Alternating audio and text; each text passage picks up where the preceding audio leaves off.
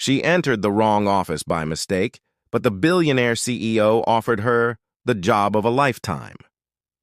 Brushstrokes of fate. Meera Patel clutched her portfolio tighter as she hurried through the converted harborside warehouse, raindrops sliding from her coat onto the polished concrete floor.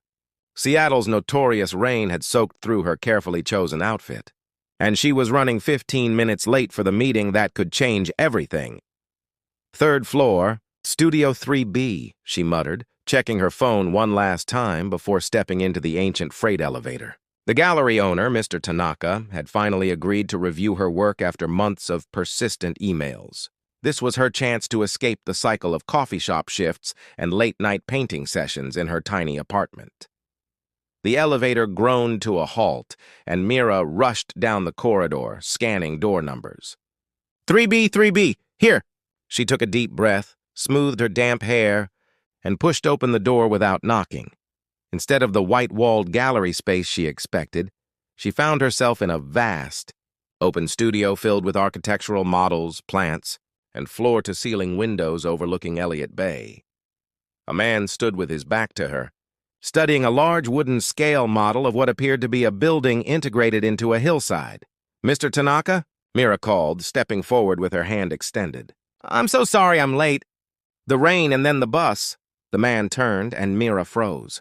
He wasn't the elderly Japanese gallery owner she'd researched online, but a tall, lean man in his 30s with intense dark eyes and an expression of mild confusion. "I'm afraid you have the wrong—" he began.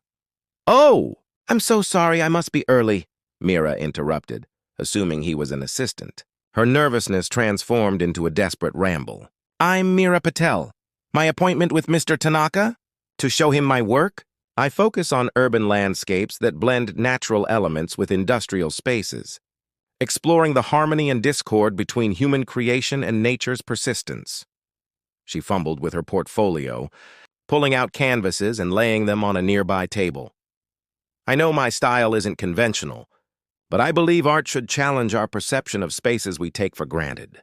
Like this series on abandoned buildings reclaimed by vegetation, it's about resilience and transformation, the beauty in decline and rebirth." The man approached slowly, examining her paintings with surprising intensity. His silence only fueled her nervous energy. "I've been developing this technique that combines traditional oils with natural pigments I forage myself.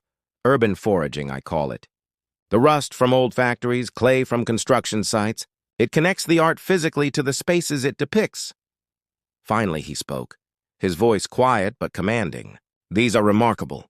But I know they're not what's trending in galleries right now," Meera rushed on, "but I believe art should be authentic, not just marketable. I want to create work that makes people see the overlooked beauty in urban decay, the stories embedded in city walls." A hint of amusement crossed his face. "Ms. Patel, Meera, please. Meera, I'm not Mr. Tanaka." She blinked, finally registering his words. "You're not?" "No, I'm Leo Nakamura. This is Nakamura Sustainable Design. Studio 3B. He gestured around the space. "Gallery 3B is on the other side of the building." Mortification washed over Meera as realization dawned. "Oh my God, I'm so sorry." She scrambled to gather her paintings. "I completely misread the— I should go." "Wait." Leo's hand hovered near her arm without touching it. "Your work. It resonates with what we're trying to do here." Meera paused, confusion replacing embarrassment. "What do you mean?" Leo walked to the model she'd seen when entering. "We design buildings that blend with their environments rather than imposing upon them.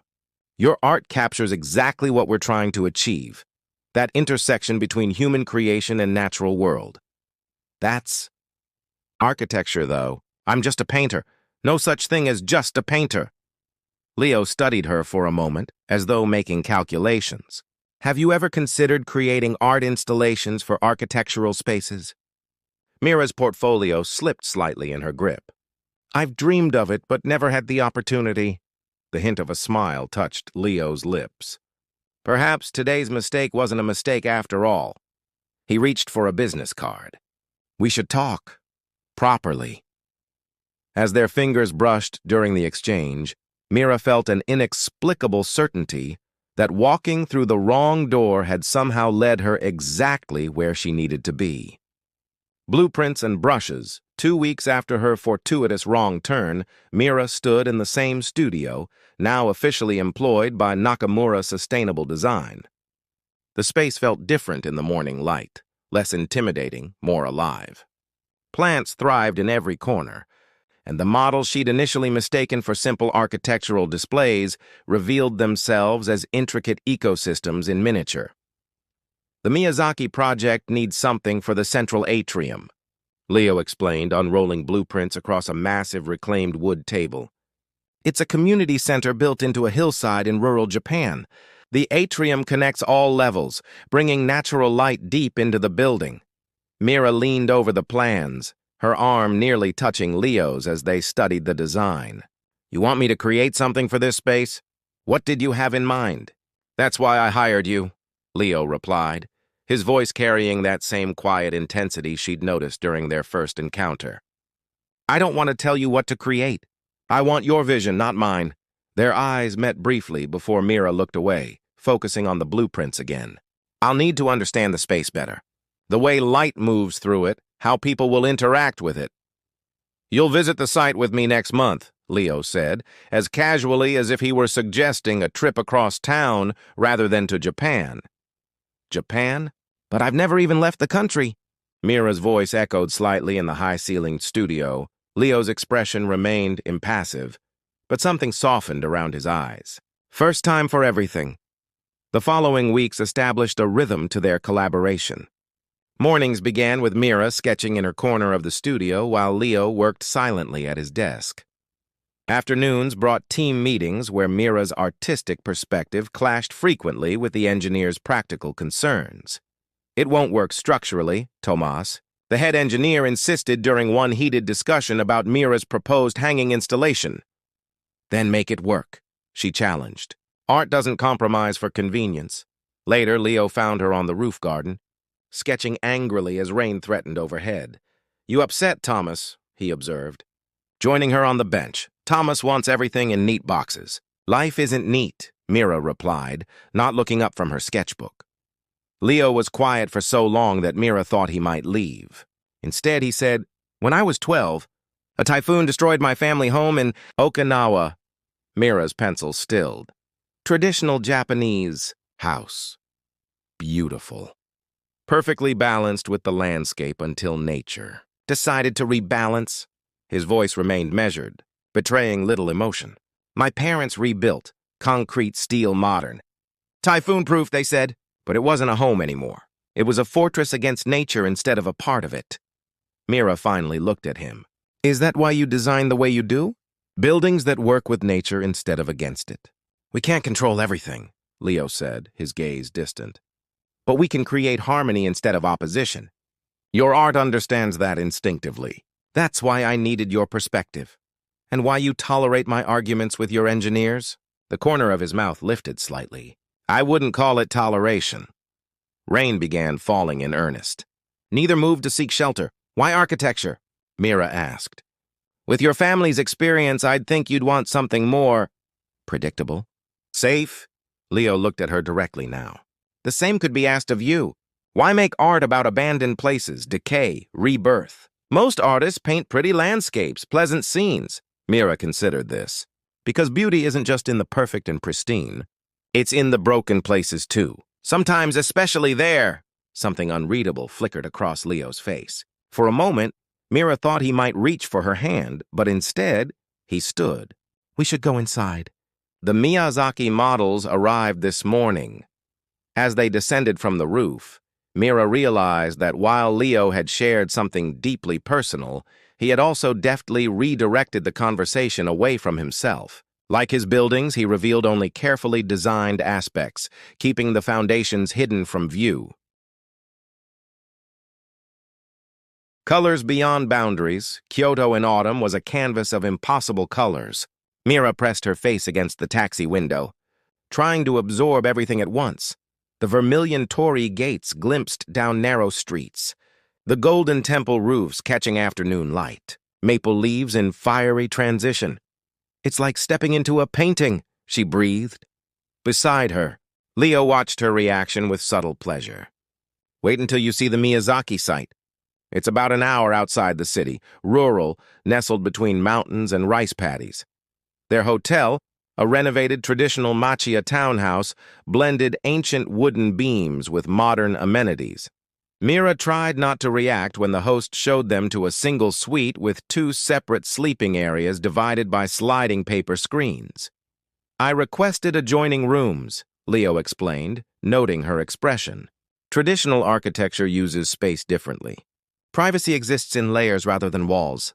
It's beautiful, Mira assured him quickly. Just different from what I expected. That evening, they dined at a small restaurant where dishes arrived as edible art, seasonal ingredients arranged to evoke autumn landscapes. The sake flowed, warming Mira's cheeks and loosening the professional boundary she'd carefully maintained. You speak Japanese so beautifully, she observed after listening to Leo converse with their server. But you grew up in America? Leo nodded. After the typhoon, we moved to Seattle. My mother insisted on Japanese at home, English outside. Two separate worlds. And which felt more like home?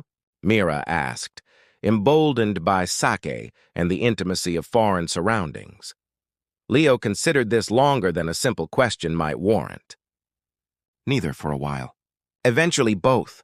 That's why I'm drawn to transitional spaces, areas that exist between defined states, like your buildings, like your art, he countered. Later, walking back through lantern-lit streets, their hands brushed accidentally. Neither acknowledged it, yet neither moved away. When it happened again, their fingers linked briefly before separating. The Miyazaki site exceeded all Mira's expectations. Situated in a valley where forest met farmland, the partially completed community center curved organically into the hillside, its living roof already sprouting native grasses. Inside, the central atrium rose through all three levels, creating a soaring space dappled with light filtered through strategically placed skylights. Mira stood in the center, turning slowly. I know exactly what this space needs. That night, she sketched feverishly in their shared suite, barely noticing when Leo returned from meetings with the local construction team. He moved quietly, making tea and placing a cup near her elbow without interrupting her flow. Hours later, she emerged from her creative trance to find him asleep on his futon, architectural journals scattered around him. In sleep, the perpetual intensity left his features, revealing a vulnerability she'd never seen before. Mira allowed herself to watch him for a moment, then returned to her sketches with renewed purpose. The next few days established a new rhythm. Mornings at the construction site, afternoons exploring Kyoto's art and architecture. Leo proved an insightful guide, revealing layers of meaning in temple designs and garden arrangements that transformed Mira's understanding of space. At Ryonji Temple, they sat before the famous rock garden, 15 stones arranged precisely on raked gravel. You can never see all 15 stones from any single position, Leo explained. The lesson is that complete understanding requires multiple perspectives. Mira glanced at him. Is that why you brought me to Japan? For a different perspective? Partly, Leo admitted. And partly because, he hesitated, uncharacteristically uncertain. Because? Because I wanted to see it again through new eyes. Your eyes. Something shifted between them in that moment, a boundary dissolving like ink in water. When Leo's hand found hers this time, neither pulled away. That evening, returning to their Machiya, the autumn rain began, not Seattle's gentle mist but warm, insistent droplets that quickly soaked through their clothes. They ran the last block laughing as they burst through the door, dripping onto tatami mats. Here, Leo said, offering her a towel. Their fingers met, lingered. Water droplets traced paths down his face, catching on his lips. Mira's breath caught. Leo. The distance between them closed, hesitation giving way to certainty as their lips met in a kiss that tasted of rain and possibility. His hands cradled her face with unexpected gentleness, and hers found their way to his shoulders, drawing him closer. When they finally separated, Leo rested his forehead against hers. This wasn't in the project plan, he murmured. Mira smiled against his lips. The best designs allow for spontaneity, shadows, and light. The Seattle rain welcomed them home with its familiar persistence, but Mira hardly noticed. The 2 weeks in Japan had transformed her, professionally and personally. Her sketchbooks overflowed with concepts for the Miyazaki installation, and her thoughts constantly drifted to moments with Leo, his hand at the small of her back while navigating Kyoto's crowded markets, whispered conversations on their futons with only paper screens between them. The way his professional reserve had gradually melted into something tender and genuine. In the studio, however, things were more complicated. Their relationship existed in a delicate balance, colleagues during working hours, something much more in private moments. The team had noticed the shift, exchanging knowing glances when Leo lingered near Mira's workspace or when their disagreements lacked their former edge. The installation needs to be suspended from these points, Mira explained during a team meeting, indicating markers on the Miyazaki atrium blueprint. The elements will move subtly with air currents, creating constant, gentle motion like leaves in a forest. Tomas frowned. That's twice the attachment points we originally allocated. The ceiling infrastructure can be adjusted, Leo interrupted. Mira's design is essential to the project's vision. Later, Thomas cornered Mira in the materials library. You've got quite the influence on him now. My designs stand on their own merit, she replied coolly, though doubt crept in. Was Leo supporting her work because of its quality or because of what had developed between them? That evening, as they shared takeout in Leo's minimalist apartment overlooking the Sound, Mira broached the subject. The team thinks you're favoring my ideas because of us. Leo set down his chopsticks. Does that concern you? Doesn't it concern you? Your reputation, your company, are built on recognizing exceptional talent regardless of where it comes from. His gaze was steady. I've supported your designs because they're brilliant, not because I care about you, though I do. He reached for her hand. Very much, Mira entwined her fingers with his. I just don't want to complicate things. Leo's rare smile appeared. Too late for that. The next morning, Mira arrived at the studio to find an envelope on her desk. Inside was an invitation to the prestigious Rainier Gallery's Emerging Artist Showcase, with her name listed as a featured artist. Ms. Patel? A woman approached, hand extended. I'm Elise Montgomery from Rainier Gallery. Your work was recommended to us, and we were impressed with your portfolio submission. Confused, Mira shook her hand. My submission? Yes, the Urban Reclamation Series. Exactly the fresh perspective we've been seeking. Elise glanced around the studio. Though I understand you're currently engaged with architectural installation work. Yes, but I never submitted a portfolio to Rainier. Elise looked momentarily confused. Well, someone did on your behalf. Regardless, we'd like to offer you a featured spot in our spring showcase. It's quite selective, only 3 artists this year. After Elise left, Mira found Leo in the conference room. Did you submit my work to Rainier Gallery? He looked up from his laptop. You mentioned it was your dream gallery when we first met. That wasn't your decision to make, Mira said, her voice tight with conflicting emotions. I merely ensured they saw your work. The selection was entirely their choice. But the timing, the Miyazaki installation will be in progress during their spring showcase. Leo closed his laptop. You can do both. That's not the point, Mira insisted, frustration building. You made this decision about my career without consulting me, just like you did when you hired me. Something shuddered in Leo's expression. I thought you'd be pleased. I would have been if you'd asked me first. She paced the conference room. This is exactly why workplace relationships are complicated. The power dynamic, is that how you see us? A power dynamic? Isn't it? You're the billionaire architect who plucked me from obscurity, shaped my career trajectory, and now you're making decisions about my future without my input. Leo stood, his calm facade cracking. I didn't realize advocating for someone's talent was such an offense. It's not about advocacy. It's about agency, my choices. Then make your choice, Leo said, his voice unnaturally even. The gallery or the installation? Your original dream or this new path? That's not fair, Mira whispered. You're asking me to choose between my art and— And what? Leo challenged, eyes intense. And you, she finished softly. The silence stretched between them, heavy with unspoken words. Finally, Leo spoke. Perhaps this was a mistake. The personal complicating the professional. Each word felt like a physical blow. Is that what you really believe? I believe, Leo said carefully, that you should pursue the opportunity with Rainier. It's what you wanted before you met me. And the installation? And the installation? We'll adapt. That's what architects do. Mira searched his face for any crack in his sudden professional detachment, finding none. I see. Well, thank you for the career advice, Mr. Nakamura. She left the conference room with as much dignity as she could muster, though her vision blurred with unshed tears. By evening, she had cleared her personal items from her workspace and emailed her formal acceptance to Rainier Gallery. 2 days later, an envelope arrived at her apartment containing the detailed plans for her Miyazaki installation and a note in Leo's precise handwriting.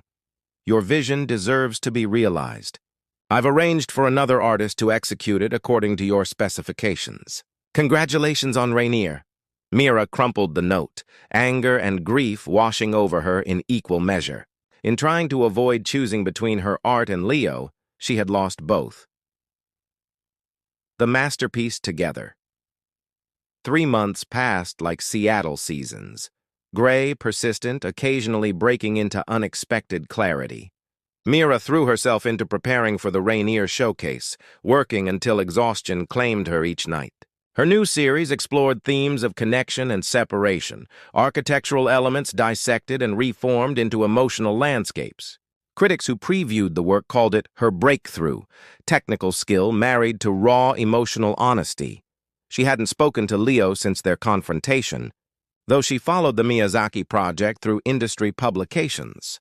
Construction was nearly complete, the central installation, her design but not her creation, taking shape under another artist's hand. The photographs showed something technically correct but spiritually hollow, missing the essence she had intended to capture.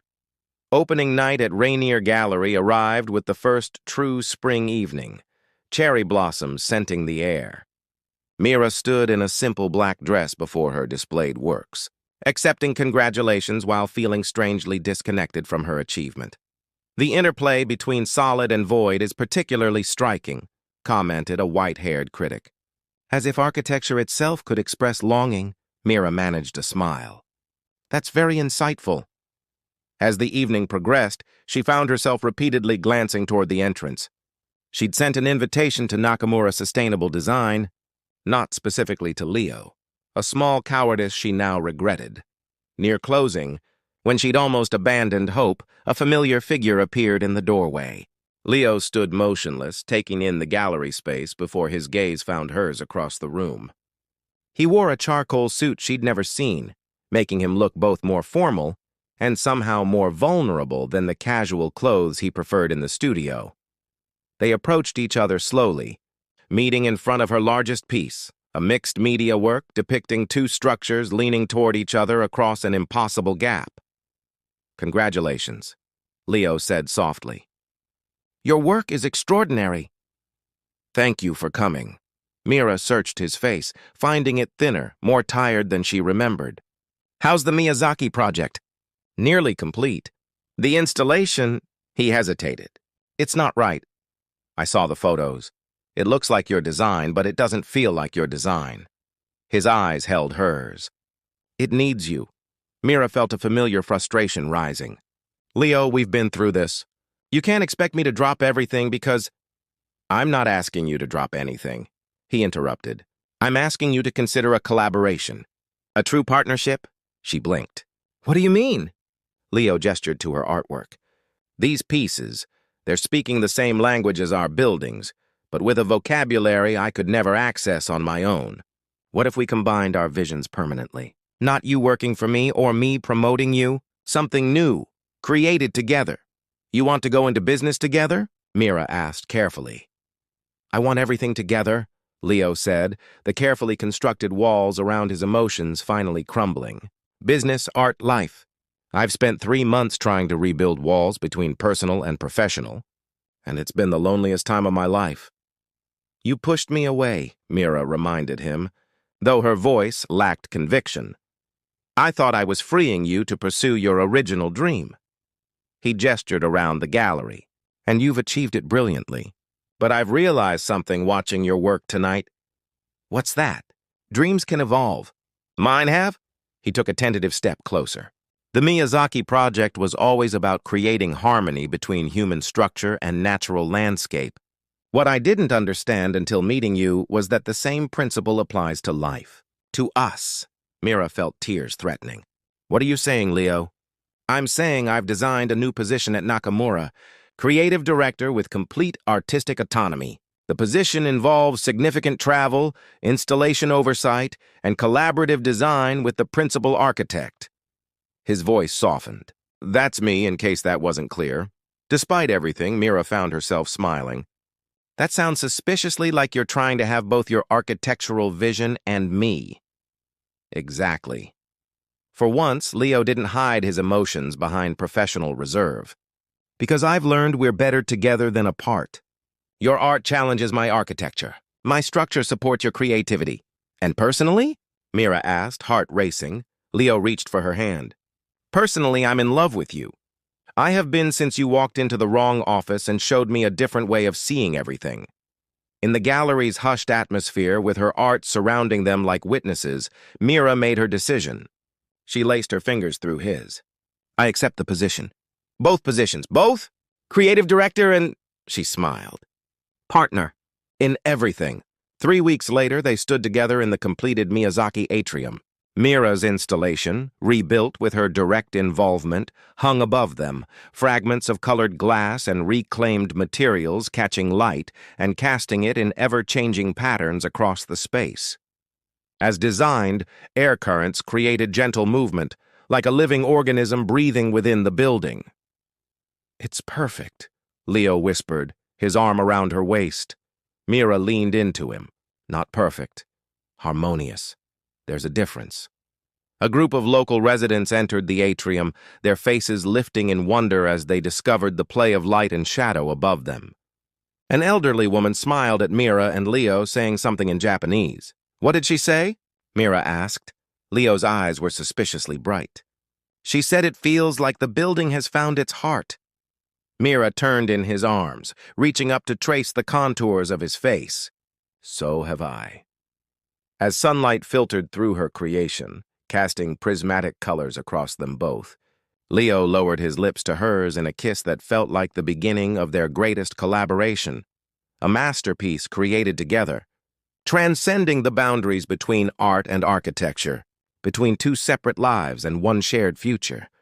In that perfect moment of connection, Mira knew with absolute certainty that sometimes the wrong door leads exactly where you're meant to be.